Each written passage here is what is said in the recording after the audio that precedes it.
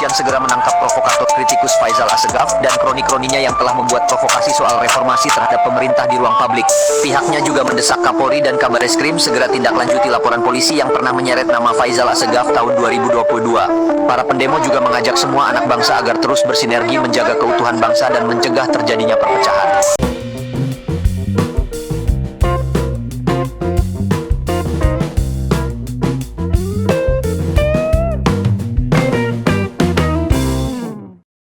Assalamualaikum warahmatullahi wabarakatuh. Shalom, Om Swastiastu, Namo Buddhaya, salam kebajikan, salam sejahtera bagi kita semua.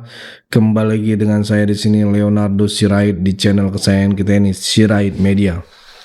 Oke teman-teman, kali ini kita akan membahas hal yang sangat menarik untuk kita simak bersama-sama.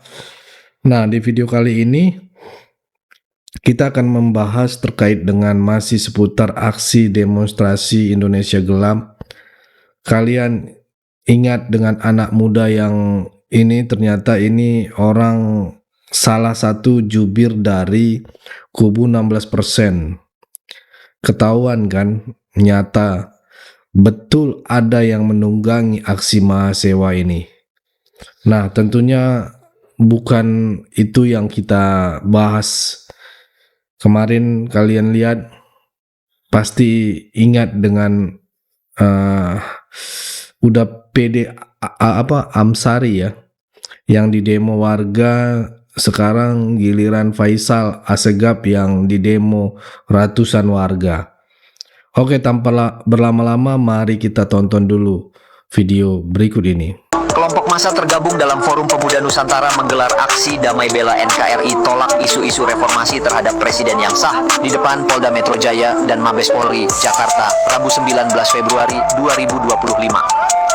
Mereka juga menyerukan agar pihak kepolisian segera menangkap provokator kritikus Faisal Assegaf dan kroni-kroninya yang telah membuat provokasi soal reformasi terhadap pemerintah di ruang publik. Pihaknya juga mendesak Kapolri dan Kabareskrim segera tindak lanjuti laporan polisi yang pernah menyeret nama Faisal Assegaf tahun 2022. Para pendemo juga mengajak semua anak bangsa agar terus bersinergi menjaga keutuhan bangsa dan mencegah terjadinya perpecahan. Dia melanjutkan bahwa isu revolusi terhadap pemerintah Presiden Prabowo Subianto dan Gibran Rakabuming Raka yang dihembuskan oleh saudara Faisal Assegaf, mantan aktivis 98 yang tidak punya pekerjaan, dan hal itu merupakan bentuk provokasi dengan tujuan makar. Hal tersebut sangat berbahaya dan merupakan sudah masuk kategori mengancam keutuhan NKRI. Pihak kepolisian Republik Indonesia agar dapat membuka mulut datang ke Bapak Faisal untuk meminta kepada aparat kepolisian untuk menangkap tokoh provokator yaitu Faisal Assegaf, karena kita tahu bahwa narasinya di luar sana bahwa selalu memprovokasi masyarakat dan juga meminta akan ingin mengirim opini untuk meminta TNI Polri dan juga ASN untuk mendengarkan yang menjadi opininya dan untuk mengikuti serta mereka terprovokasi dengan apa yang menjadi opini. Sehingga pada siang hari ini kami minta Polri untuk segera menindak tokoh provokator yaitu Faisal Assegaf, karena kita tahu bahwa narasinya itu yang selalu menyerahkan terkait dengan makar, seakan-akan makar yang digaungkan dan sengaja membangun makar di Fafo yang sekarang sudah dibikin lagu itu harus masuk penjara gara-gara kamu maki-maki presiden terpilih kan. Oleh sebab itu masih ada waktu tersisa buat Bang Hodori dan kawan-kawan yang loyal kepada Jokowi. Waktunya sudah habis, game over. Datang tanggal 14 Oktober dengan jiwa yang besar, dengan langkah yang tegak. Selama ini kita salah, terlanjur memilih seorang yang sangat munafik, sangat pembohong. Dan selamat tinggal Jokowi, selamat datang Prabowo Subianto. Jadi Kodari diundang nih tanggal 14. Saya undang terbuka. Saya undang terbuka. Karena kebetulan saya panitia pelaksana dengan Bang Mas Ari dan tokoh-tokoh ada 370 tokoh Bang Hodori. Udah, ini malam kesempatan terakhir untuk mengatakan hilaf politik menjadi apa namanya, kembali ke jalan yang benar. Begitu Bang. Cukup. Bang Habib kasih paham si paling waras. presiden ini bermasalah. Oke, sudah kami tangkap. Silakan Bang Habib. Ya, inilah demokrasi ya yang ada di masa kepemimpinannya Pak Jokowi. Seorang aktivis, Pak Faisal Assegaf, bebas menyampaikan pendapatnya sekeras apapun ya. dan tidak mendapatkan masalah. Ini salah satu yang kita nikmati saat ini. Gitu. Kalau saya diminta membantah pernyataannya Pak Faisal, saya punya sejuta bantahan. Ya. Soal ini kan bukan persoalan kesehatan Pak Jokowi yang disampaikan Pak Faisal, kritikan beliau terhadap sikap politik Pak Jokowi dan Pak Prabowo. Iya, makanya kesehatan intinya kan bukan itu Pak Jokowi yang saya tangkap. Karena itu publik harus tahu. Jadi masyarakat. Jadi gini Bang Habibur Rahman, ketika setiap ucapan presiden itu, Bang Habibur Rahman izinkan saya luruskan supaya jangan terlalu bias. Ketika presiden menyampaikan satu kata, satu kalimat berperilaku, publik wajar dong mengkonfirmasi apakah presiden dalam posisi depresi, stres berat. Oke, Bang Habib. Sudah belum? Apakah medis sudah merekomendasi posisi Jokowi itu? Giliran Bang Habib, silakan ditanggapi. Saya boleh bicara Pak Ya. Faisal? Oke. Jadi gini. Ini konfirmasi ya, jangan terlalu bias ya. Saya bicara sesuai dengan hak saya Pak Faisal ya. Saya menghormati hak Pak Faisal. Jadi itulah yang saya bilang, demokrasi. Silakan bicara keras. Saya ingin berbicara mendeliver apa yang ingin saya sampaikan. Bahwa publik kalau menurut saya justru kebalikannya. 180 derajat daripada yang disampaikan oleh Pak Faisal. Publik menghargai, mengapresiasi capaian-capaian Pak Jokowi di bidang ekonomi, di bidang konektivitas, ya, di bidang penegakan hukum dan HAM, semua gitu. Sehingga kepuasan publik terhadap Pak Jokowi itu nggak pernah turun dari 75. Ya, dan saya ini orang yang ketemu rakyat juga Pak Faisal. Tiap hari saya ketemu nggak kurang dari 2.000 orang, ya. Beneran, saya ketemu orang nggak kurang dari 2.000 orang per hari. Saya jalan kaki kemana, saya mendapatkan apresiasi yang tinggi sekali dari rakyat tersebut terhadap Pak Jokowi. Yang artinya tidak perlu cek kejiwaan ya?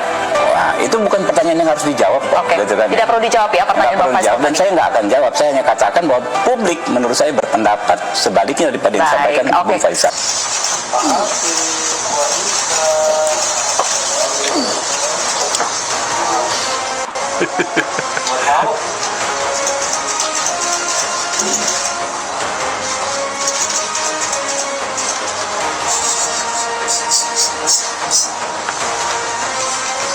Cukup ya? Oke, silakan. Tunggu di ruang transit lagi.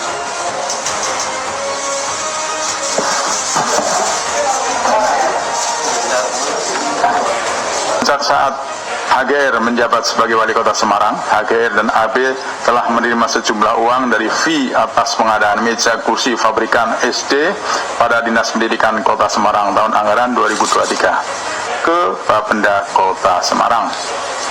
Bahwa kronologi sikat masing-masing bus tersebut adalah sebagai berikut. 1. Pengadaan meja kursi fabrikasi SD pada Dinas Pendidikan Kota Semarang tahun anggaran 2023.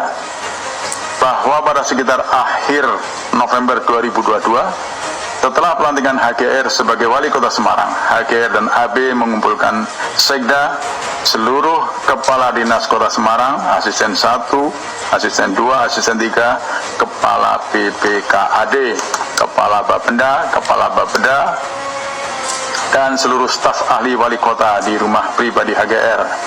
Saat itu HGR menyampaikan bahwa kepala OPD harus mengikuti dan mendukung perintah dari HGR dan AB. Komisi Pemberantasan Korupsi melayangkan panggilan kedua kepada tersangka Sekjen PDI Perjuangan Hasto Kristianto.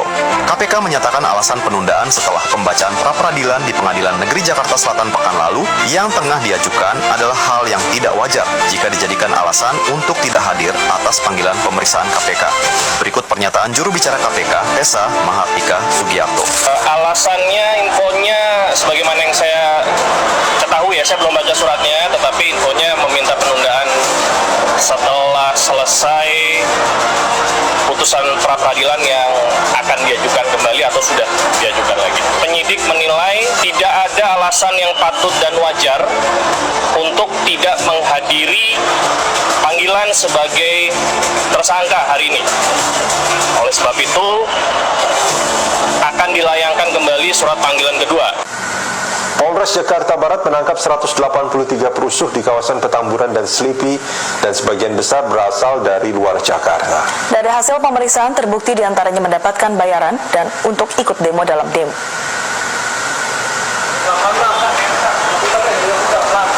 Orang ini ditangkap, sebagian besar berasal dari luar Jakarta, diantaranya asal Banten, kemudian Jawa Barat, Jawa Tengah, bahkan Sumatera. Perusuh ini mengaku mendapat bayaran antara 100.000 hingga 300.000 rupiah. Polisi juga menyita barang bukti uang 20 juta rupiah dalam sejumlah amplop, senjata tajam, bom molotov, anak panah beracun, bambu runcing, serta batu.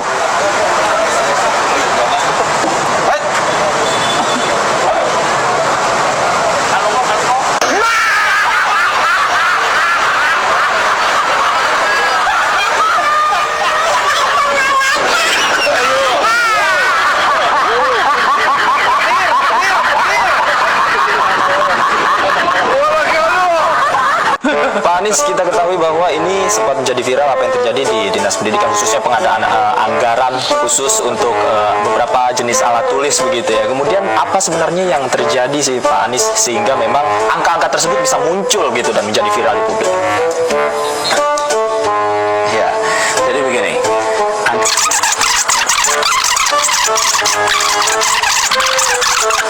Akan memilih apa saja yang ada pengisian, ini yang saya istilahkan dari kemarin. Jangan sampai Indonesia jatuh ke tangan sang pembohong seperti Anies Baswedan. Aduh, sampai pilih dah. Biar gua kampanye sekaligus. Iya, ada yang marah. Usah kok kampanye. Kayak kalau buah busuk bang, jangan disengit. Orang udah busuk, antepin aja. Tadi lama-lama jatuh, bener bang.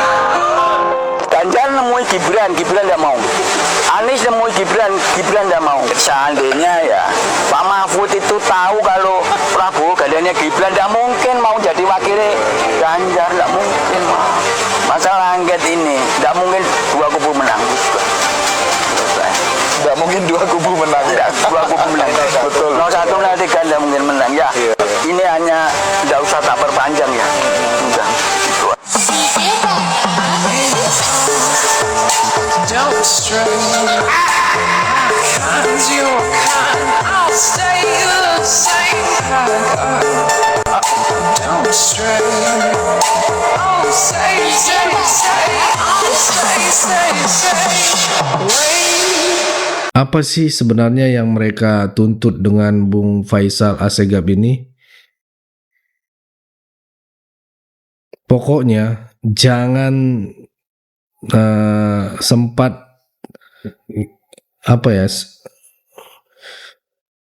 pokoknya sangat tepat sekali Pak polisi yang menahan dan menangkap pasukan nasi bungkus tersebut ya. Itu sebenarnya agak heran saja, itu tubuhnya sudah penuh dengan tato plus membawa bom molotov lagi. Itu mau perang atau mau demo gitu kan. Pokoknya untuk mahasiswa gerombolan nasi bungkus, kalian sebenarnya salah alamat. Yang kalian demo itu seharusnya koruptor atau tuntut itu ketua DPR untuk segera mengesahkan RRU perampasan aset. Oke, cukup segitu dulu teman-teman. Berikan tanggapan teman-teman yang menonton video ini. Bagaimana, boleh berikan pendapat kalian di kolom komentar.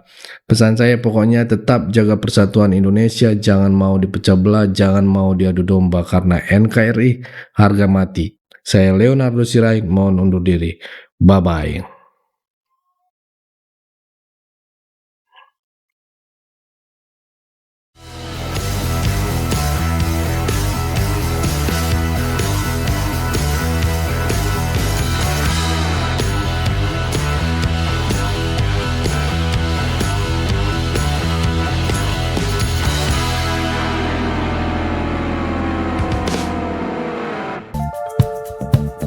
Kawan-kawan yang mau mendukung Sirait Media, boleh melalui rekening ini, dan bisa melalui Kris Mobile Banking ini. Dengan cara scan barcode Kris ini, di mobile banking, kawan-kawan.